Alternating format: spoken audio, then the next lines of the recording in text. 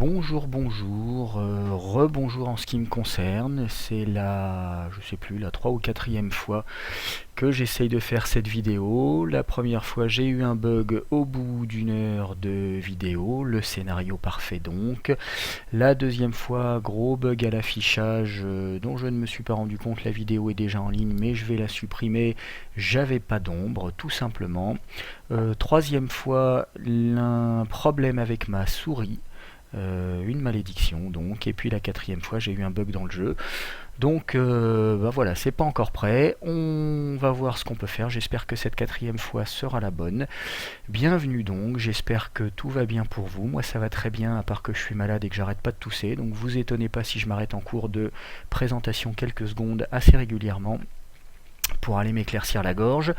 Je vais cacher ici l'utilitaire de capture écran et puis on va commencer la présentation. Donc il s'agit, comme vous le savez, comme je vous ai promis, de la présentation d'une table de jeu que je suis en train de faire, virtuelle, en 3 dimensions, ce qui devrait nous permettre de jouer en ligne tous ensemble, comme si on était autour d'une vraie table. C'est le but. Je crois que tout le monde est familiarisé déjà avec la notion de client-serveur. Un joueur lancera le serveur et puis tous les autres joueurs viendront se connecter chez lui. Alors ce que je mettrai en ligne, ça sera certainement une archive, laquelle, une fois décompressée, vous donnera accès à un répertoire qui contiendra d'une part les données du jeu et d'autre part un raccourci sur lequel nous allons cliquer. Pour arriver dans le jeu que vous voyez ici, donc pour l'instant il n'y a pas encore grand chose à voir. Première chose, les commandes. Donc vous pouvez constater que mon regard se porte dans la direction qui est déterminée par ma souris, sans grande surprise.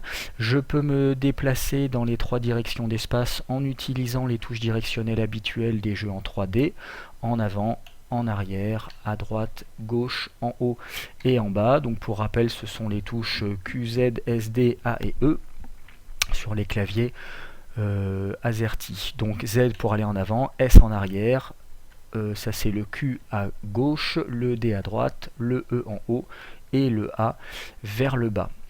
La deuxième touche importante à connaître, c'est la touche qui va permettre d'afficher le curseur de la souris et de passer en mode interface. Donc pour l'instant c'est la touche R.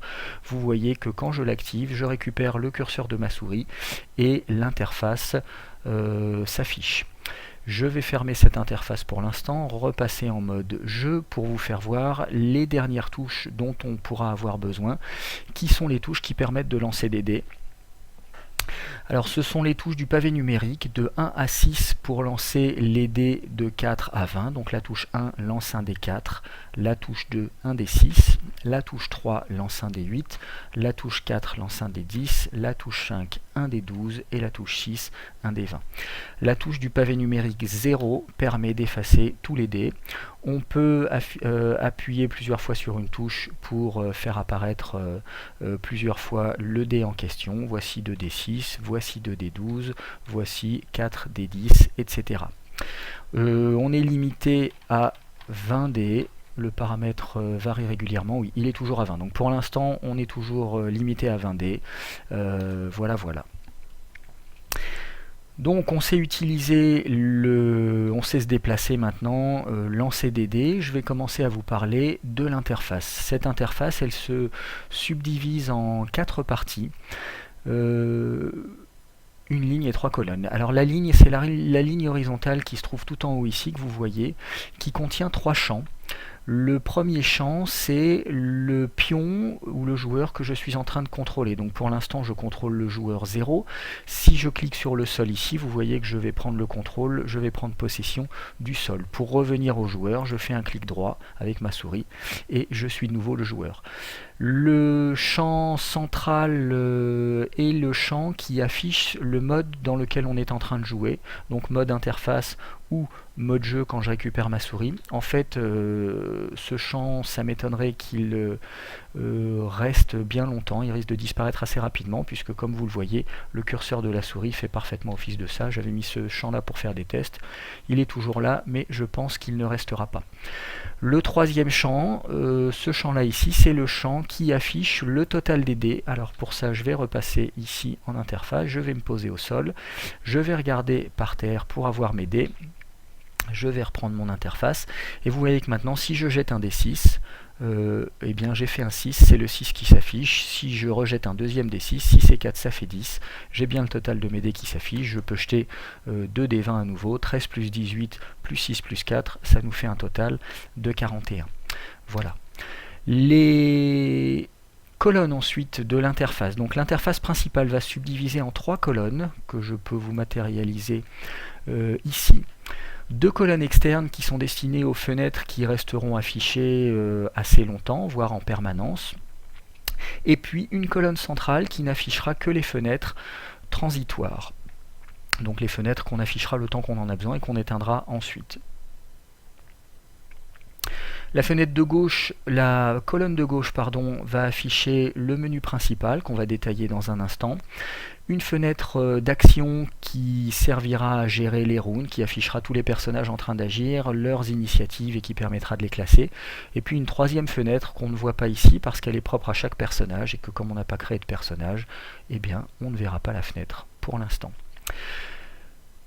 Ensuite le journal restera certainement affiché en permanence, il est sur la colonne de droite. Il affiche les événements en cours dans le jeu. Pour l'instant, essentiellement les dés qui sont lancés. On verra les jets de dés qui s'afficheront tout à l'heure.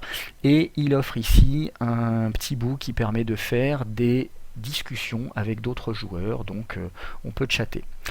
Alors le journal pour l'instant il est transparent parce que c'est sympathique de voir au travers, mais en pratique c'est pas extrêmement pratique de lire ce qui se passe dessus, donc je ne sais pas s'il restera transparent. Ça pourra se déterminer éventuellement ensemble à l'usage. Donc voilà pour les 3 colonnes. Et je vais commencer tout de suite à tousser. À tout de suite.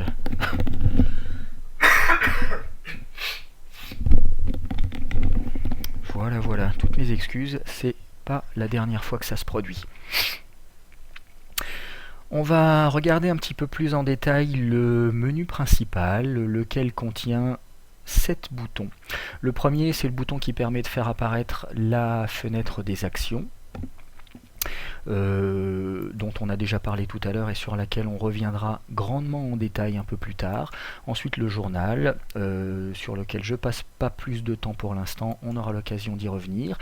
Le troisième bouton est un bouton variable qui affiche les caractéristiques de l'objet que je suis en train de posséder.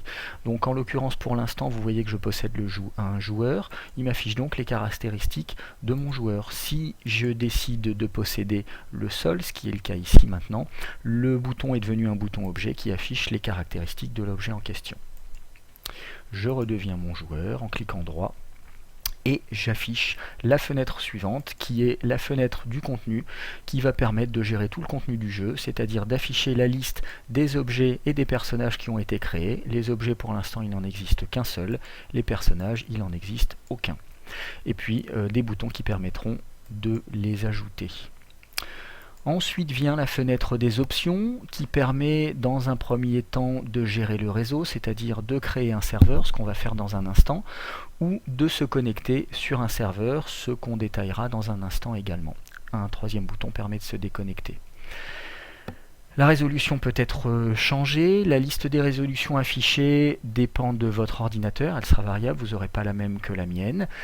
Je vous mentionne pour information un bug du moteur de jeu, c'est pas de ma faute, qui est connu, qui n'a toujours pas été corrigé. On ne peut pas passer directement en plein écran sur une résolution, c'est-à-dire que vous voyez ici ma fenêtre, c'est une fenêtre en 720 sur un écran qui est en 1080. Si je lui demande d'afficher du 1080 en plein écran, il me passe bien en plein écran. Mais par contre, il m'affiche, vous voyez, une résolution qui n'est manifestement pas la bonne. Tout est flou. Alors, il existe un contournement pour ça. On va revenir en 720 fenêtré. C'est d'afficher d'abord la résolution qui vous intéresse en mode fenêtré. Donc là, je clique sur le 1080 et j'ai bien une fenêtre en 1080 qui est toute claire et toute belle. Et si je la passe en plein écran, cette fois-ci, je suis en 1080 et tout est net. Je suis bien en plein écran en 1080. Pour la suite de la présentation, je vais rester en 720 fenêtré parce qu'on va avoir les fenêtres des clients qui vont apparaître très bientôt. Une troisième option permet de choisir la langue, de passer de l'anglais au français, ce qui ne servira jamais à rien, évidemment, mais ça m'amusait de le faire. Voilà pour les options. Une petite fenêtre d'aide récapitule tout ce que je viens de vous dire, à savoir les 6 touches directionnelles, la touche permettant d'afficher ou non le curseur de la souris et les 7 touches du pavé numérique pour la gestion des dés. Enfin, une fenêtre de confirmation de sortie permet soit de refuser de sortir, soit de l'accepter. Je relance le jeu. Pour faire deux choses dans un premier temps, hop, créer un serveur. Donc là, je clique sur le bouton créer serveur. Ça réinitialise la map. Ça ne se voit pas parce que la map était vide. Donc on n'a rien à réinitialiser.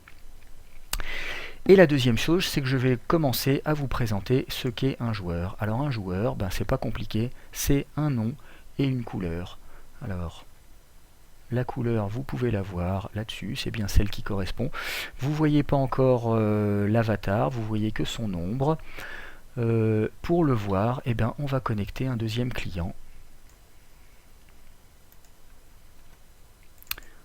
Ou pour être plus rigoureux, un premier client sur une deuxième instance du jeu. Voici. On va repositionner un peu la fenêtre. Alors, je vais repartir dans les options et je vais vous parler un petit peu de la connexion. Donc le premier joueur qui a lancé le serveur a simplement à cliquer sur le bouton créer serveur. Ça crée un serveur qui écoute sur un port qui est le port par défaut 7777, le 7777. On peut changer le port si ça vous intéresse. J'ai pas encore trouvé le moyen de le faire à l'intérieur du jeu. Ça se fait au moment du lancement du jeu dans la commande de lancement.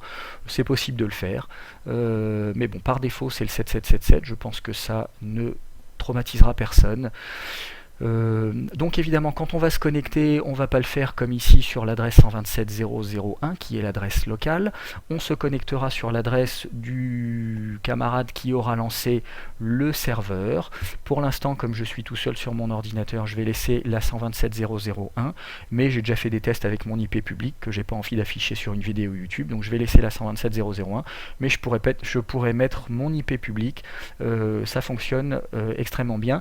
Petite précaution pour celui qui lancera le serveur, il devra ouvrir le port utilisé, donc en l'occurrence le 7777, sur sa box, de façon à ce que le serveur, le routeur de la box laisse passer les connexions entrantes sur ce port. Voilà, on est parti pour se connecter en 127.0.0.1. Donc me voici connecté. Je vois, qu'est-ce que je vois? Le joueur de mon serveur et réciproquement, mon serveur, lui, voit le joueur qui vient de se connecter. Ils ont miraculeusement la même couleur, et c'est réellement un hasard, je ne sais pas si c'est exactement la même, mais les couleurs sont générées de façon aléatoire, donc c'est un coup de chance. De toute façon, ça n'a aucune importance, on va modifier ça tout de suite. Mon joueur ici sur le serveur, je vais lui donner un nom, par exemple le mien, et puis je vais lui choisir une couleur, par exemple un rouge un peu sombre, que j'applique ici. Et vous voyez que le joueur sur le serveur a changé de couleur et c'est exactement, et de nom bien sûr, et c'est exactement ce que voit le client. Le client de son côté, qui est quelqu'un d'extrêmement poli, va se présenter de la même manière et va donner son nom. Il s'appelle Albert, comme Albert Einstein, et il espère un jour inventer la relativité générale. En attendant, il espère se trouver une couleur sympathique et il a choisi un beau vert pomme superbe qui rendra jaloux tous les autres joueurs. Voici donc notre joueur, nos deux joueurs qui sont désormais sur la même carte et qui peuvent s'identifier l'un l'autre par leur couleur et leur nom. Et bien maintenant qu'on a une carte, on va commencer à la peupler. Lui, on va l'éloigner un petit peu, de façon à ce qu'il observe les choses de loin et qu'il voit ce que va faire en temps réel le serveur. Et je vais retousser. A tout de suite.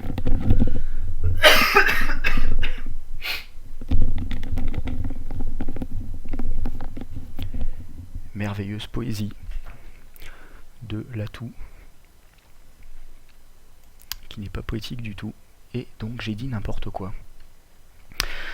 J'étais parti pourquoi ? Pour commencer à peupler notre cher monde. Alors, pour cela, on va utiliser la fenêtre du contenu. Ça tombe bien, elle est prévue à cet effet. Pour l'instant, il n'existe qu'un seul objet. On va utiliser le bouton ajout pour rajouter un deuxième objet qui apparaît donc ici sous nos yeux, absolument éblouis. L'objet, donc, première chose, cet objet, il apparaît avec une texture par défaut, qui sera la texture avec laquelle apparaîtront tous les objets que nous créerons dans le jeu, donc une maison noire sur un fond blanc. Et la première chose qu'on remarque, c'est que quand on passe la souris sur l'objet, eh bien, il bleuit, sans doute de fierté, mais surtout pour nous indiquer qu'il est disponible à être contrôlé. Et donc si je clique dessus, je le contrôle désormais et je peux utiliser la molette de la souris pour le faire tourner dans un sens ou dans l'autre, et surtout utiliser les touches de déplacement pour le déplacer. Ce sont les mêmes touches que pour le joueur, sauf que maintenant elles s'appliquent à l'objet. Vous voyez que maintenant c'est l'objet 2 que je possède. Donc je peux le déplacer à droite, à gauche, enfin en l'occurrence à gauche, à droite, devant, derrière, en haut et vers le bas. Cet objet, on va maintenant étudier en détail tout ce qu'on peut lui faire. Et on va pour ça afficher ses caractéristiques, ce qui peut se faire par deux moyens. Je vous rappelle que le bouton objet est toujours disponible ici, à l'utilisation, et qu'il est doublé par un bouton qui a exactement la même fonction, mais qui apparaît dans la liste des objets. Donc je clique dessus et je fais apparaître la liste de tous mes objets.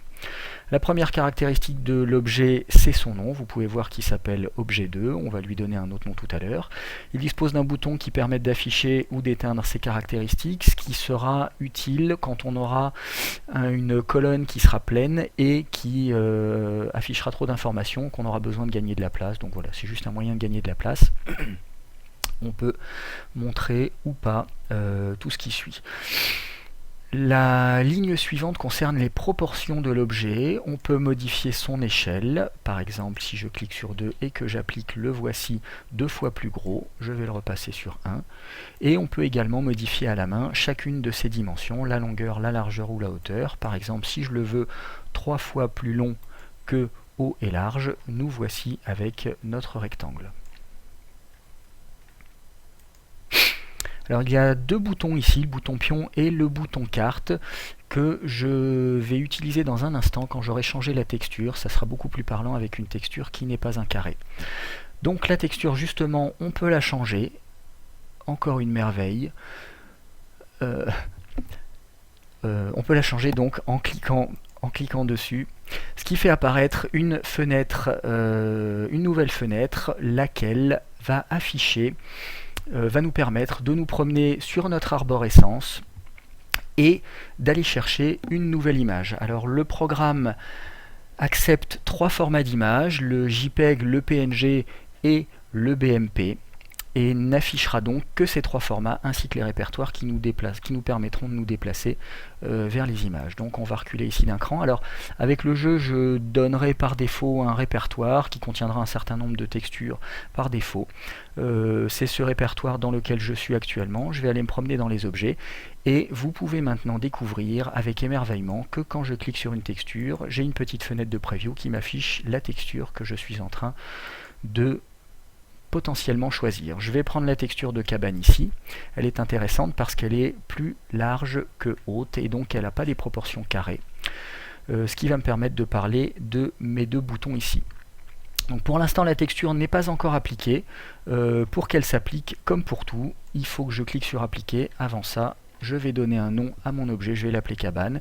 et vous constatez que lorsque je clique sur appliquer, l'objet s'appelle désormais cabane et qu'il dispose d'une texture, mais cette texture n'est pas bien proportionnée, on est toujours sur un cube, or la texture, elle est plus large, c'est un rectangle. C'est pour ça que j'ai créé les boutons ici, qui permettent de redimensionner l'objet en tenant compte des proportions de la texture. Alors le premier bouton qui s'appelle pion va reproportionner les côtés de l'objet. Vous voyez qu'ici la texture manifestement est 33% plus large que haute, donc on a du 1,33 pour la longueur, la largeur et 1 pour la hauteur, et quand je vais appliquer, voici ma texture proportionnée correctement, voici l'objet proportionné correctement sur le côté. Bien évidemment, il n'est pas possible qu'un parallélépipède possède les 6 faces également proportionnées, sauf si c'est un cube, mais en dehors du cube, quoi qu'il existe, je ne sais pas s'il existe d'autres corps solides qui... Enfin bref. Bref, en ce qui nous concerne, sur le cube en tout cas, il n'est pas possible sur un parallélépipède d'avoir les 6 faces proportionnées également. C'est une évidence. Donc on peut choisir soit de proportionner les côtés correctement, soit de proportionner le haut et le bas correctement, ce qui sera utile évidemment pour les cartes, raison pour laquelle j'ai brillamment décidé d'appeler le deuxième bouton carte. Et voilà. Et quand je clique dessus, eh bien, il redimensionne cette fois-ci la longueur de l'objet, un tiers plus grand que sa largeur. C'est donc la base qui va se retrouver proportionnée correctement. Et il en profite pour mettre la hauteur à un chiffre tout petit, ce qui permettra d'afficher un objet plat, qui sera la caractéristique des cartes. Donc vous voyez que ici, l'objet est tout plat. Alors sur une hutte, évidemment, ça rend pas terrible. On va remonter ici. C'est parti. On va en refaire un pion. Pour l'instant, c'est un pion.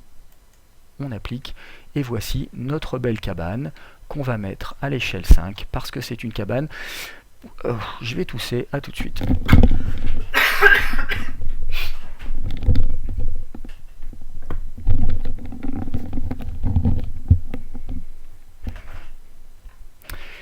Voilà, voilà. J'en étais où? C'est une cabane c'est grand, on la met à l'échelle 5. Et voilà ma grande cabane, qui glisse avec grâce sur le sol herbeux mais pas fleuri. Alors, une autre possibilité offerte ici, enfin c'est pas une possibilité, c'est une, comment pourrait-on dire, une indispensabilité, c'est indispensable, une nécessité. C'est la répétition de la texture. Alors la nécessité va pas être tout à fait apparente sur une cabane. On peut répéter la texture horizontalement ou verticalement. Donc ici j'ai 2 répétitions horizontales et vous voyez 3 répétitions verticales. Je vais repasser à 1. Ça n'est pas extrêmement fascinant sur une texture de cabane.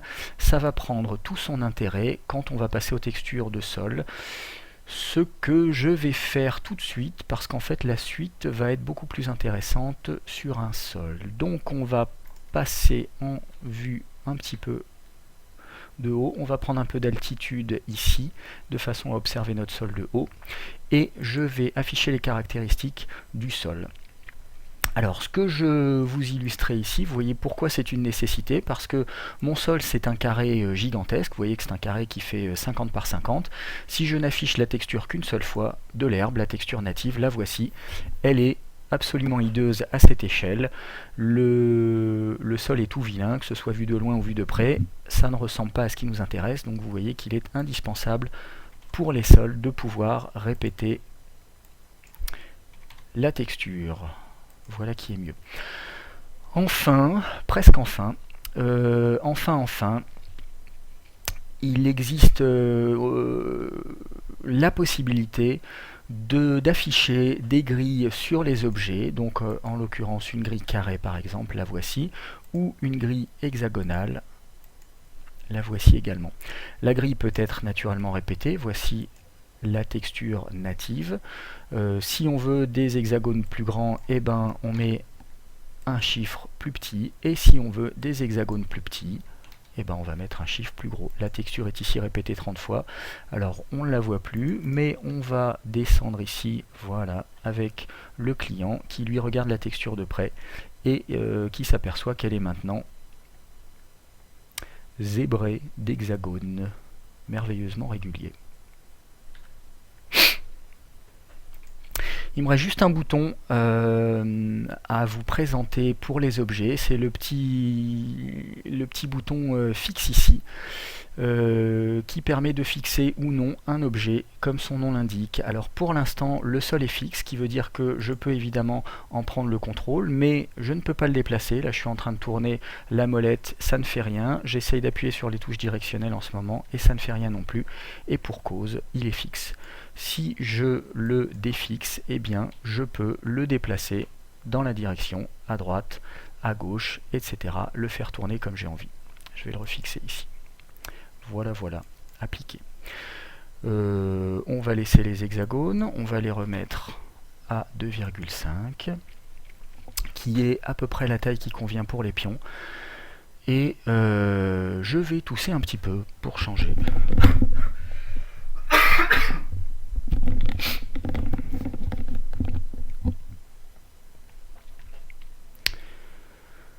Voilà, en pleine forme, scout toujours.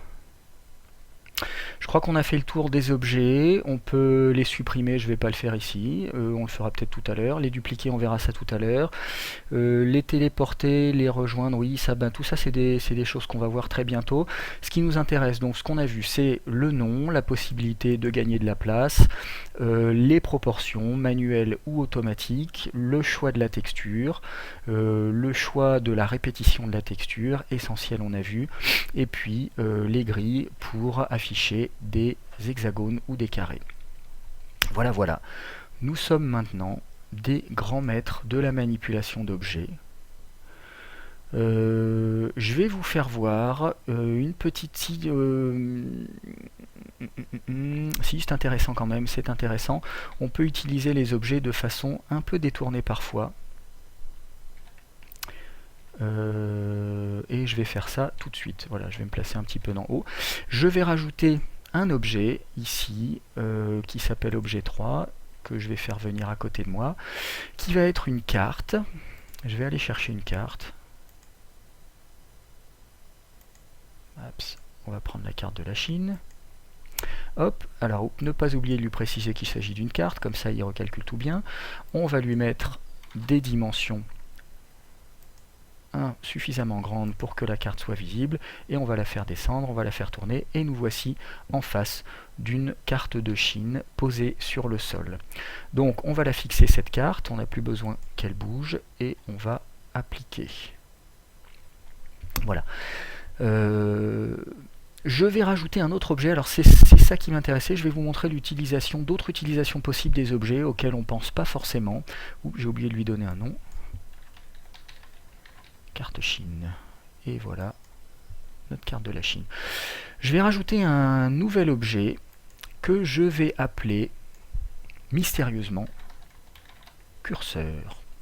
Et ce curseur, je vais lui donner, non moins mystérieusement, une texture. J'ai mis ça dans quoi? Tools. Bim, une texture de flèche. Je vais lui dire qu'il s'agit d'une carte afin qu'il soit tout plat. Et je vais appliquer. Et voici un curseur tout plat, prêt à être utilisé sur une carte. Voilà, donc ça peut permettre de savoir où se trouve le groupe, de garder en mémoire la localisation du groupe en ce moment de l'aventure, pendant la campagne. Voilà, voilà. On peut mettre plusieurs curseurs naturellement. Si on veut mettre des pense-bêtes sur la carte, on peut leur donner des noms différents, etc., etc., etc. Voilà, donc ça c'est une première utilisation possible détournée des objets. On va appliquer ici pour ne rien perdre. Et je vais vous montrer une deuxième utilisation possible des objets en créant un nouvel objet que je vais cette fois-ci, non moins mystérieusement, appeler encre, et auquel je vais donner une texture d'encre. Ce sera donc l'encre de Chine. Et oui, c'est nul. Alors, c'est un pion. Donc je lui dis que c'est un pion, comme ça il calcule la hauteur conformément. Vous voyez que là ici elle est beaucoup plus haute que large. J'applique et voici mon encre qui vient donc d'arriver, que je vais poser à côté de la carte. Et pour que ça soit, hop, voilà, La voici collée au sol. Pour que ça soit intéressant, je vais la fixer. Et surtout, je vais lui donner un nom. Je l'ai appelé encre. On va l'appeler encre de Chine. J'applique. Et maintenant, je ferme tout.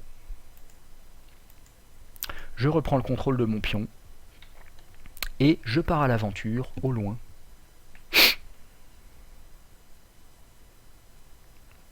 Dans les cieux éternels.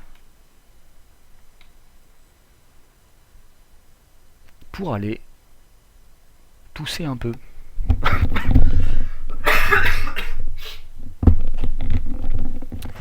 Toutes mes excuses encore une fois. Alors, c'est évidemment pas pour tousser que je suis parti si loin, c'est pour vous montrer que depuis le contenu, il est toujours possible de se téléporter à un endroit où on a laissé une encre. Donc ici, ma célèbre encre de Chine, que je vais m'empresser de rejoindre. Donc voilà, en cours d'aventure, si on veut aller visiter, rendez-vous tous devant la carte.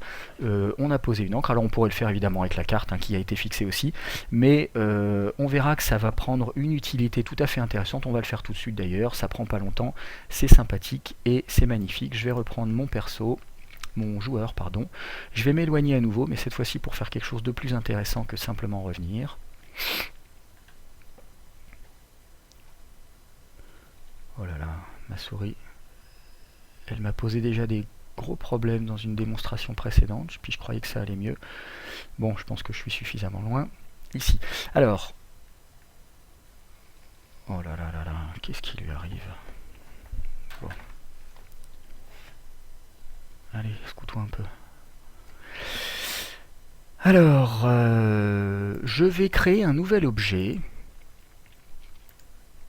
que je vais mettre un peu en dessous de moi, qui va être une nouvelle carte, mais cette fois-ci, la carte d'une ville, en l'occurrence, la célèbre ville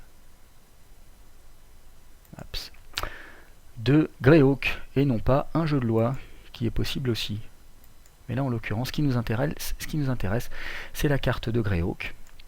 Donc, j'applique ici. Je vais en profiter pour regarder dans la direction de mon pion. Est-ce qu'il est encore visible? Oui, il est là-bas, avec son petit objet. On va le montrer ici. Voilà, je reprends mon interface, je reviens là. Donc ma carte de Greyhawk, qui va évidemment être une carte. Donc je clique sur carte, et on va lui donner des proportions un peu plus conséquentes, pour que ça ressemble, qu'on puisse jouer dessus comme une ville. Voici la carte donc, on va la fixer, on n'a pas besoin qu'elle bouge à nouveau.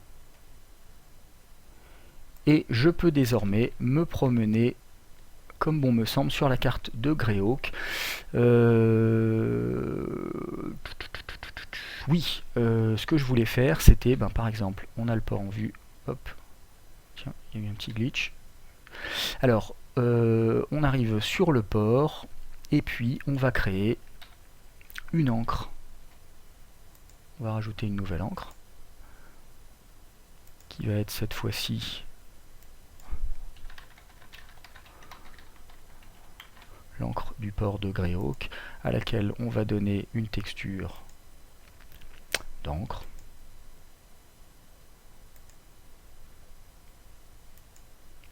Hop, qui va être cette fois-ci un pion. Voilà. On va le poser, il est un peu gros.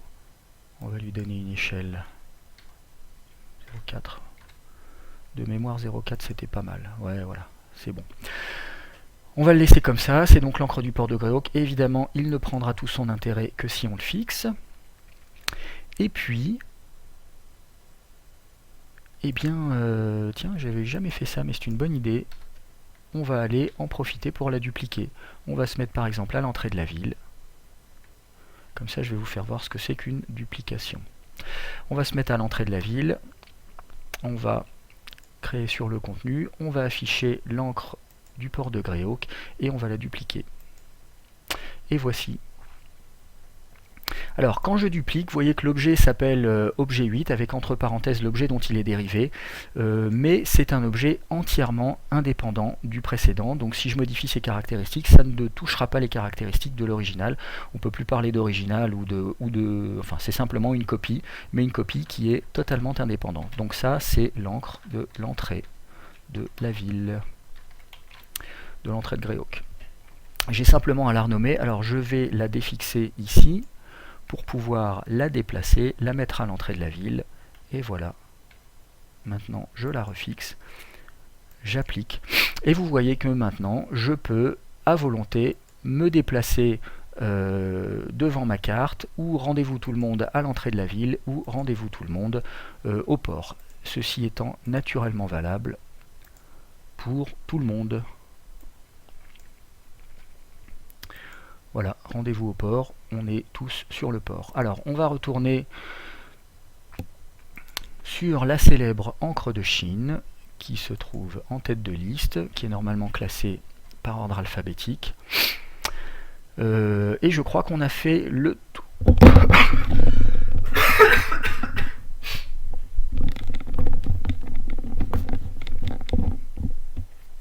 Non pas le tout, l'atout, mais le tour des objets.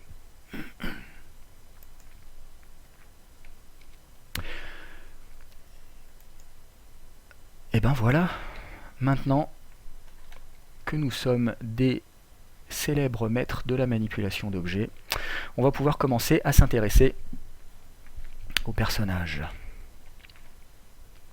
Personnage, pour l'instant, il n'en existe pas. Ben maintenant, vous avez compris le principe. Je clique sur Ajouter. Et j'ai un personnage qui apparaît avec une texture par défaut, qui est une texture de petit bonhomme.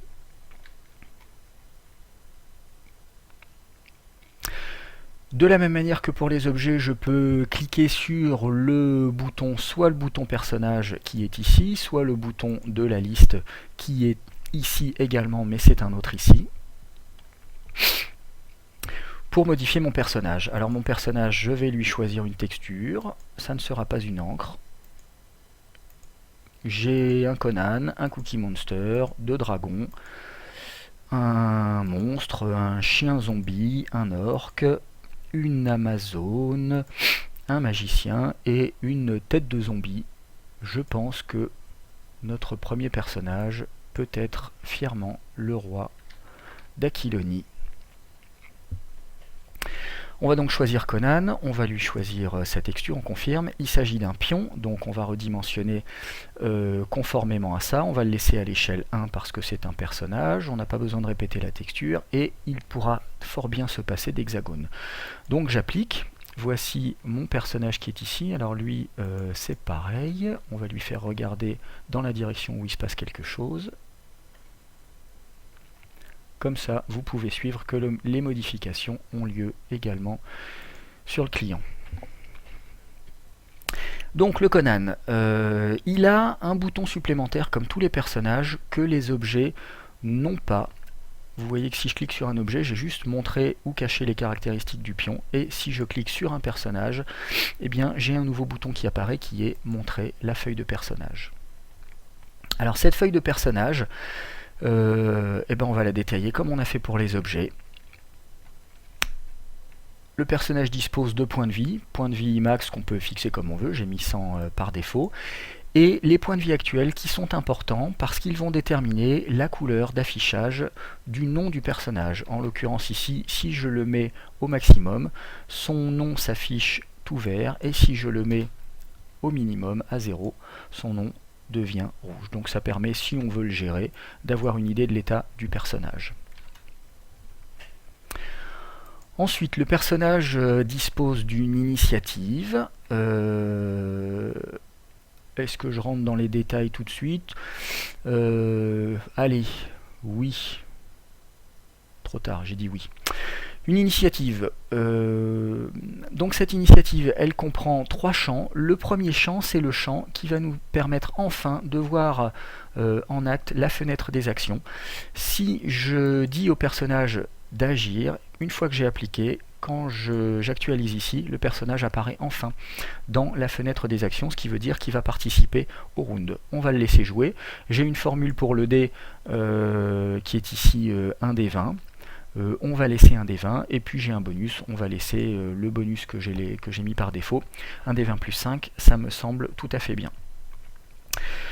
Allez, j'ai dit que je faisais les détails, donc on va partir sur le jet de dés. Comment ça se passe? Pour jeter un dé, on clique simplement sur le bouton qui est ici, et là, le journal affiche l'initiative du personnage.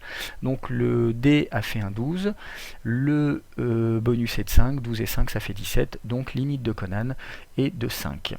Alors comme je commence à fatiguer, je ne sais plus si j'ai expliqué, je crois que j'ai expliqué tout à l'heure comment on pouvait jeter des dés manuellement, il me semble que oui. Oui, je l'ai fait. Si je jette un dé 20 ici et que je clique, donc là j'ai fait un 1 sur le dé. Si j'appuie sur mon bouton, je peux appuyer autant de fois que je veux. C'est le dé que j'ai gardé qui s'affiche. Est-ce que je l'ai expliqué ça tout à l'heure? Merde, je sais plus. Bon, rapidement, soit le chiffre ici vaut 0, auquel cas le programme considère que c'est à lui de tirer les dés, c'est valable pour tous les jets de dés.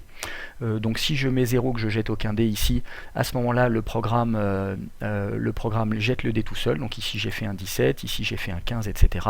Soit par contre j'ai jeté un dé, et le programme tient compte, ah bah voilà, un 20 nat pour compenser du 1 de tout à l'heure, et le programme tient compte à ce moment-là du dé qui est jeté, et il utilisera toujours le même dé. Alors il faut faire attention, le programme ne tient pas compte des dés qui sont jetés, il ne vérifie pas s'ils sont conformes à la formule, donc si je jette plein de dés, pour un total de 74 ici, et que je clique sur le bouton, ça va me faire 74 plus 5, donc une init de 79, ce qui serait merveilleux. Voilà, c'était un petit aparté, je ne sais pas si j'en ai parlé tout à l'heure, comme ça fait 3-4 fois que je fais les vidéos et que ça se passe toujours, souvent dans un ordre assez différent. Voilà, donc mon personnage, il dispose désormais d'une init qu'on va repasser à un chiffre normal. Le voici. Donc l'init c'est fait. À noter que on peut mettre les formules qu'on veut. Je pense notamment par exemple à Chin. Si je mets un D10 moins un D10 et que j'applique, il faut toujours appliquer. J'actualise ici et lorsque je vais lui demander, le D va m'afficher cette fois-ci le premier D10 qui est un 6, le deuxième qui est un 2, un différentiel de 4 auquel il va rajouter mon bonus. J'ai corrigé, j'avais un bug tout à l'heure, je vais attendre d'avoir un deuxième D supérieur au premier, largement supérieur. Un 9, décidément, j'ai beaucoup de chance. Ah voilà, j'avais un 10 ici. Donc j'ai sur mon premier dé un 1 et sur le deuxième dé un 10. Donc le différentiel, quand on tient compte des dés blancs et noirs à Chin, ça va faire 1 moins 10, ça fait un différentiel de moins 9. Mais le programme prend la valeur absolue de ce moins 9 pour faire un différentiel de 9. Et donc 9 et 4, ça fait 14. Donc la formule mathématiquement ici est fausse. Moins 9 plus 5, ça fait moins 4, ça ne fait pas 14. Mais j'affiche le moins 9 pour rappeler que le deuxième dé est supérieur au premier. Voilà, c'était un petit aparté pour Chin. Je vais revenir au système des 20 et appliquer ici, comme c'est le système qui est par défaut dans toutes les formules que j'ai mises. Ça sera plus cohérent quand on fera un round de tout à l'heure avec les autres personnages. Alors les attributs. Pour vous parler des attributs, je vais créer tout de suite un deuxième personnage. Je vais en avoir besoin pour vous expliquer la feuille de perso.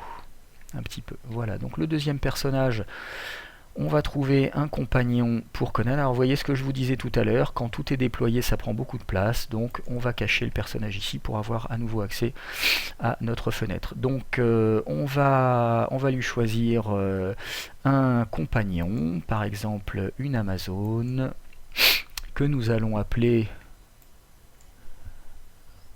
Red Sonia, Sonia la Rouge, la compagne éternelle de Conan. Il s'agit d'un pion, on va calculer sa texture, on va la laisser à l'échelle 1 naturellement et on va appliquer. Voici donc pourquoi elle est toute petite. Ah bah oui, c'est un effet de perspective, elle est au sol, on va mettre également Conan sur le sol. Hop, et voilà, nos deux comparses. Alors, j'en avais besoin de 2 pour aller tousser.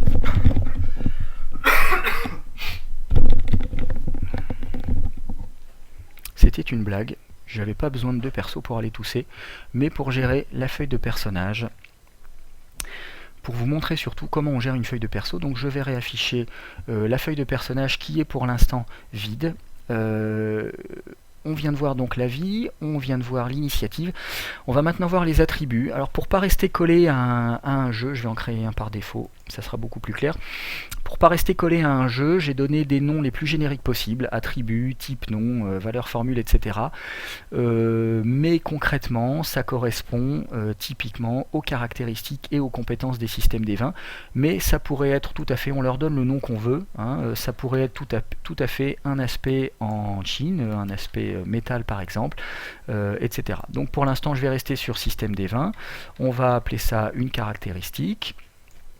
On va lui donner un nom, par exemple la force, on va lui donner une valeur, par exemple 20, la formule pour la tester, ça sera toujours un des 20, le 20 c'est un bonus de 5, et voilà, on va appliquer, et donc notre personnage est désormais muni d'un embryon de feuille de caractéristiques sous la forme de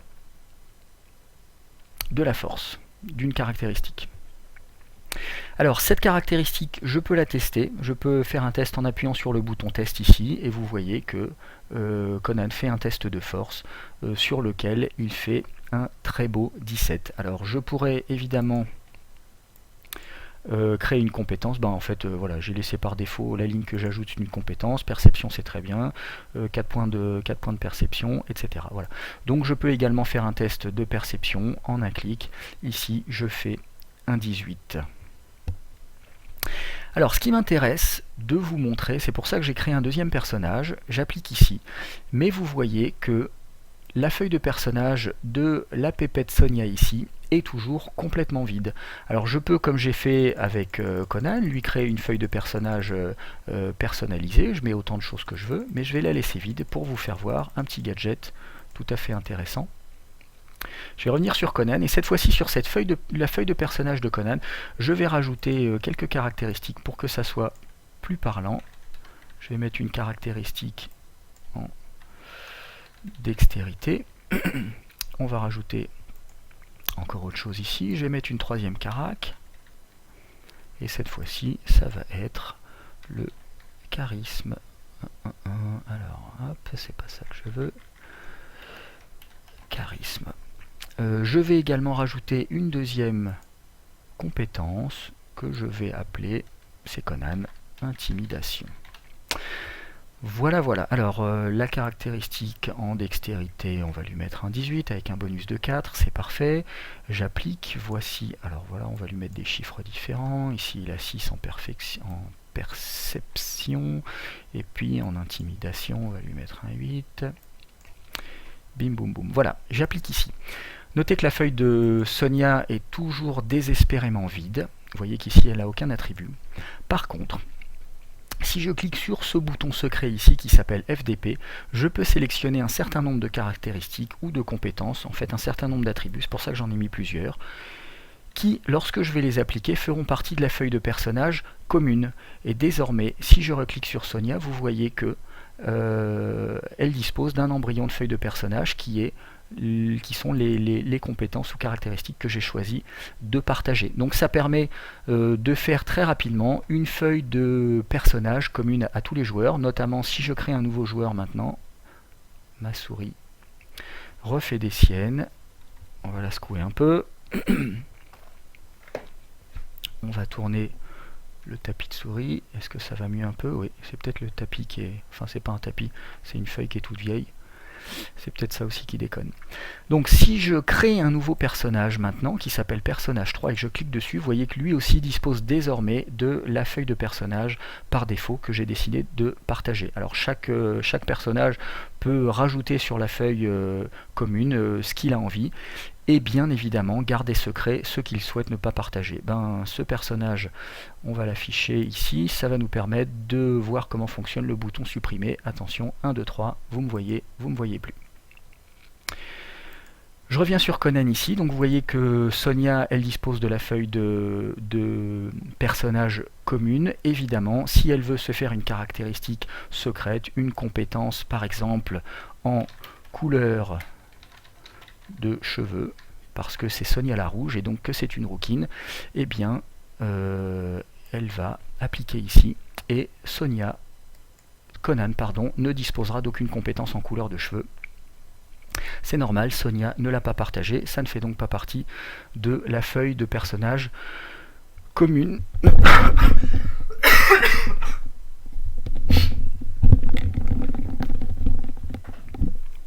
Par Chrome.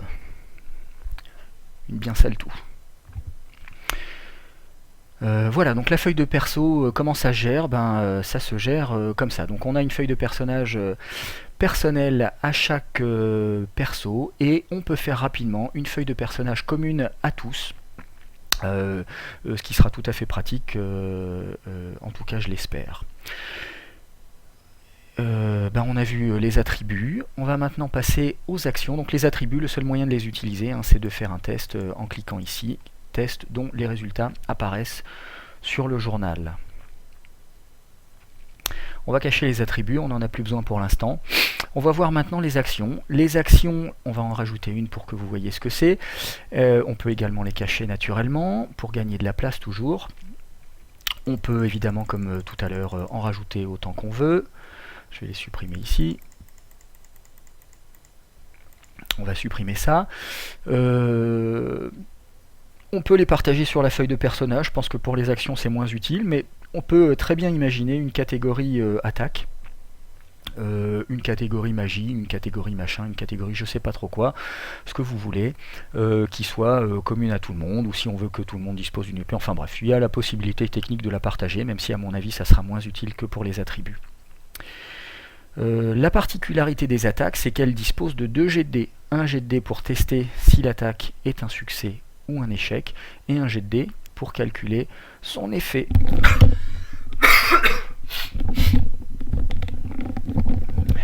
Mince, c'est de pire en pire. Donc un jet de dés pour calculer la tentative et un jet de dés pour l'effet, donc typiquement toucher et dégâts en D20 standard. Alors, qu'est-ce qu'on peut dire à ce sujet? Voilà, comme toujours, on peut mettre la formule qu'on veut, le bonus qu'on veut, on peut lui donner le nom qu'on veut, on va laisser ici une attaque. Conan ne combat pas à l'épée mais à la hache. Voici. On va en profiter pour la partager, on va appliquer ici et on va la partager pour une raison qui est toute simple, c'est que Sonia aussi a des attaques, mais elle combat à la lance. Par contre, elle tire avec un D20, il faut le remplir, évidemment les caractéristiques de Conan, elles restent parfaitement secrètes, elle manipule sa lance correctement, et puis une lance, je sais pas combien ça fait de dégâts, on va lui mettre par exemple un D6 plus 4, voilà, et on applique. Voilà, maintenant, alors, il me reste à vous montrer la dernière fenêtre qu'on n'a pas vue dans le jeu, qui est la fenêtre tant attendue des actions, qui devrait afficher les actions de Conan. Pourquoi elle ne le fait pas? Parce que je suis un idiot. Et pourquoi je suis un idiot? Parce que j'ai oublié de préciser que l'action devait être utilisée au cours du round. On va donc l'éteindre et la rafficher. Et voici l'action en place. Donc cette action, c'est exactement comme tout à l'heure.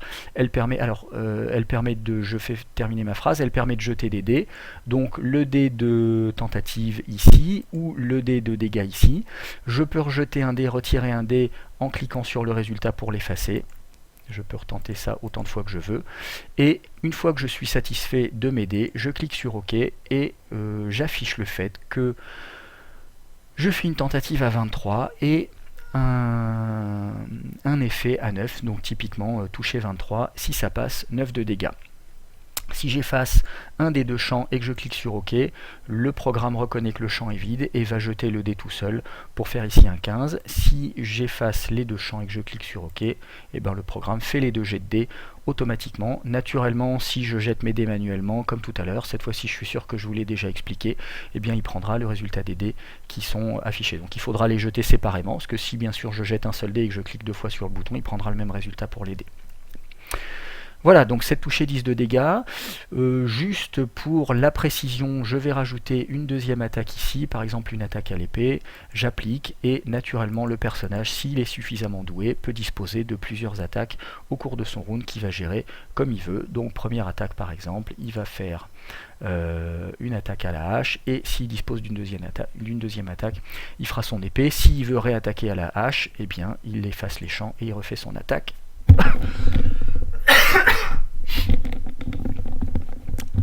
Ça va devenir une habitude, mais maintenant je m'excuse plus parce que c'est déjà devenu une habitude.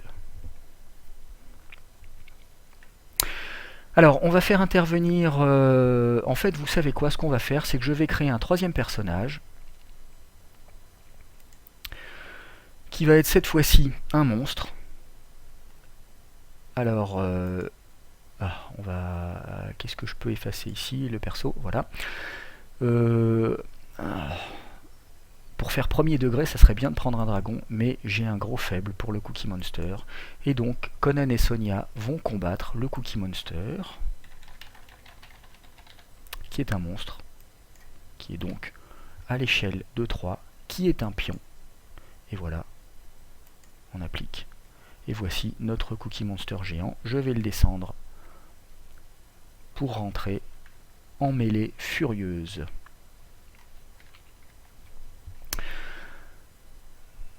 Alors, évidemment, il faut lui donner un certain nombre de caractéristiques. Alors, montrer personnage. Pourquoi il ne dispose pas de ses attributs, celui-ci? Qu'est-ce que c'est que ça? Est-ce qu'on aurait découvert un bug? Dans les attributs... Conan n'a plus d'attributs. Tiens, je les ai supprimés. Montrer, tiens. Et ben voilà, ah non, montrer, c'est ici. Oh là là, je suis fatigué. Bon alors j'espère que le Cookie Monster les a. Et ben voilà, il les a. Je suis claqué, je vous présente toutes mes excuses. En fait tout fonctionne bien, enfin disons que le programme fonctionne bien, mais pas mon cerveau. Donc le Cookie Monster dispose bien de la feuille de personnage qu'on lui a créé par défaut. Par contre, il n'a aucune valeur. Alors en charisme, c'est le Cookie Monster, donc il a 25 de charisme. De toute façon, on s'en fout, on va pas faire de dés de charisme. 25, je sais pas combien ça fait de bonus d'ailleurs, on s'en fout, on va lui mettre 8 de bonus. En force, c'est aussi un sacré monstre, on va lui mettre 22 de force, après tout, il est énorme. Un des 20, tout pareil. Et son bonus en force. En perception, il est un peu ballot. Voilà. Tout ça n'a strictement aucune importance, on n'est pas en train de faire une aventure. 3, je sais pas combien ça fait, 2 moins, on va mettre moins 2, moins 3 certainement. Moins 3. Voilà, voilà, voilà, j'applique. Ce qui m'intéresse surtout, c'est que il va disposer d'une attaque au griffe. Il va faire, pour son essai, il va taper au D20. Il manipule bien ses griffes, il va avoir un bonus de 7 par exemple. Encore une fois, tout ça n'a aucune importance. C'était l'essai qui avait un bonus de 7. Pour l'effet, les griffes, on va leur donner un des 10 plus 8. Et j'applique. Le Cookie Monster va agir, il va utiliser son attaque. Sonia va agir, elle va utiliser son attaque à la lance. Et on va appliquer. Si mes calculs sont corrects, on ne devrait plus avoir besoin des fenêtres du centre. On va appliquer ici on va lui faire afficher lui aussi les personnages et les initiatives. Donc typiquement début de round, on va lui faire aussi lui montrer, voilà, comme ça tout le monde voit ce qui se passe partout. Typiquement, début de round, chacun va tirer son initiative. Donc je suis le joueur qui joue Conan, je vais tirer l'initiative de ce cher Conan. Je suis le MJ, je vais tirer l'initiative du Cookie Monster. Et si je suis Sonia, je vais tirer l'initiative de Sonia. Une fois que tout le monde a tiré ses init, on actualise, elles sont classées dans l'ordre. Je vais revenir sur le serveur. J'actualise ici. C'est Sonia qui va jouer en premier, suivi du Cookie, suivi du Conan. Donc déclaration d'intention, enfin action plus précisément, pardon. Je vais prendre le contrôle. Non, je ne peux pas prendre le contrôle de Sonia parce qu'il est déjà pris ici par Albert. Je vais revenir ici. Par exemple, Albert va faire le déplacement de Sonia. Après tout, c'est un joueur qui va essayer de prendre le Cookie Monster en tenaille et donc se placer derrière lui. Une fois qu'elle aura fait ça, elle va afficher ses actions. On va afficher le journal évidemment aussi. On va afficher le journal. Ah, le journal s'affiche en rose. J'ai oublié de vous parler de quelque chose. Je vais terminer le round et je ferai, avant de vous quitter, c'est vrai que j'ai pas parlé du journal. Je suis fatigué. Fatigué. J'en étais où? À l'action de Sonia qui va donc s'empresser d'attaquer le Cookie Monster, de faire un 11 touché et si ça passe, un 9 au dégâts. Le maître de jeu qui joue le Cookie Monster va afficher sa feuille de personnage et va lui faire un 11 de dégâts. 75 moins 11 devrait faire 64, ce qui va modifier légèrement sa couleur. Mais ça ne l'a pas tué et donc il va pouvoir à son tour agir pour se déplacer par exemple et puis agresser à son tour sauvagement la Sonia. Donc on affiche les actions, vous commencez à comprendre comment ça se passe. Il lui fait 24 de toucher pour 14 de dégâts. Celui qui joue Sonia va modifier, si ça passe, les G de D, la vie. On va appliquer ici, on va supprimer, on va fermer cette feuille-là. Voilà, en dernier lieu, c'est l'ami Conan qui agit et qui va venir évidemment se ruer sur le... petit détail, les personnages peuvent se traverser les uns les autres, c'est tout à fait volontaire, parce que d'expérience, j'ai déjà fait des tests où j'ai plein d'objets, quand on ne peut pas se traverser, des fois on ne peut plus bouger tellement c'est encombré. Par contre, ils ne se traversent pas horizontalement, vous voyez que là, c'est ce qui permet de les poser sur le sol. Mais par contre, il n'y a pas d'encombrement latéral, on peut se traverser latéralement, ça pose pas de souci. Donc Conan fait une charge sur le Cookie Monster, à la hache en l'occurrence, et va faire ses points de dégâts. Donc voilà comment se déroule un round suivant, nouvelle initiative, chacun fait son initiative, on classe et c'est parti, cette fois-ci c'est Conan qui jouera en premier, etc. etc. Voilà, on a terminé, du moins on aurait terminé si j'avais été intelligent, suffisamment en tout cas pour ne pas oublier de vous parler du journal. Donc je vais fermer maintenant ça, non je ne vais pas le fermer parce qu'on va en avoir encore besoin. Alors pour le journal, je vais avoir besoin d'un troisième larron. On va lancer son instance du jeu tout de suite. Pour l'instant, il est tout seul sur sa carte personnelle. Il va se connecter tout de suite sur le serveur. Voilà qui est fait.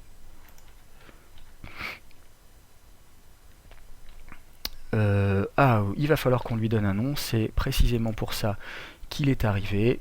Donc on avait Albert Einstein, je vais l'appeler Richard Feynman ou Laurent Notal. Voilà, Laurent. C'est parfait. On va lui donner une couleur.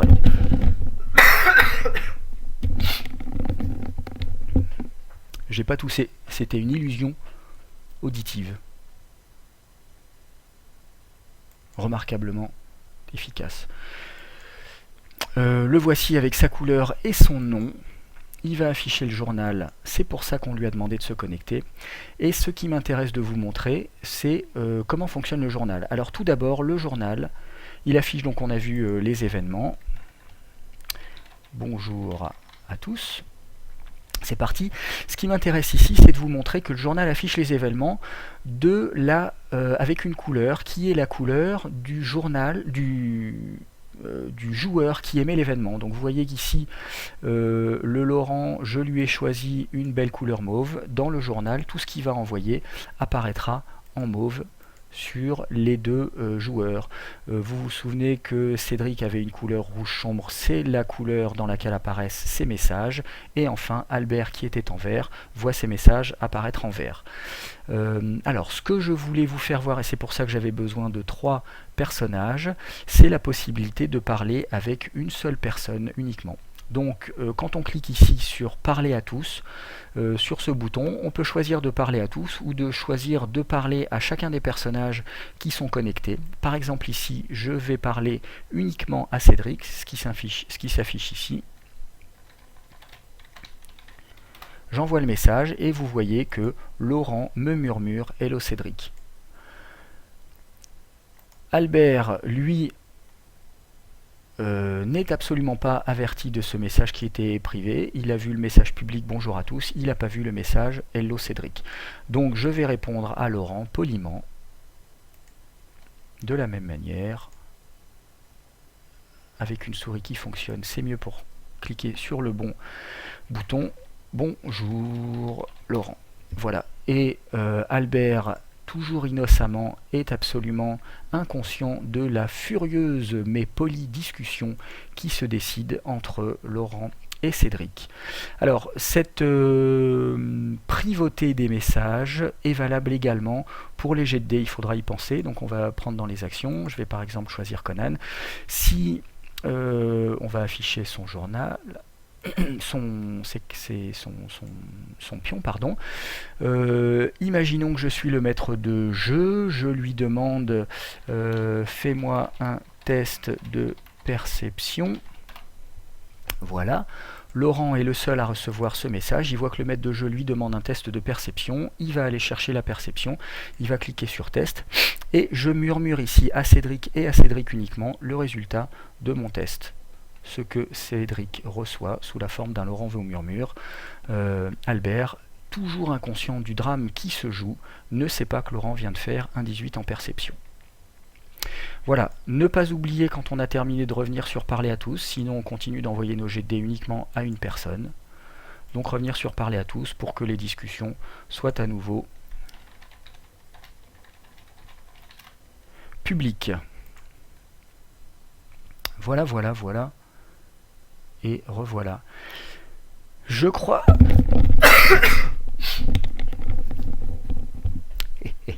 Vous n'avez rien entendu, parce que vous étiez fasciné par ce que j'étais en train de dire, qui était que je crois que j'ai terminé cette présentation.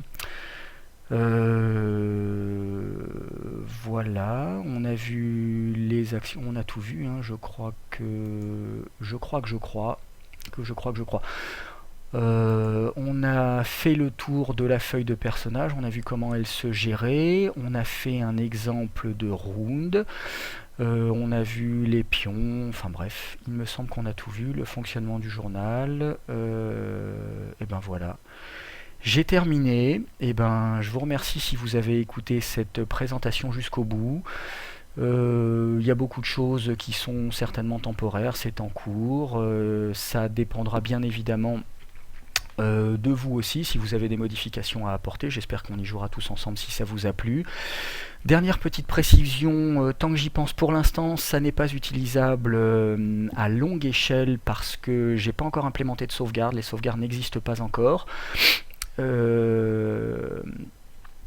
Donc on ne peut pas sauvegarder. Là, si je quitte et que je reviens, eh bien toutes ces données, tous ces pions et tout auront disparu. Donc ça peut être utilisé pour l'instant à l'échelle d'un one-shot, pour une petite séance. Pour 2 ou 3 scénarios, c'est plus embêtant. Pour une campagne, on n'y pense même pas.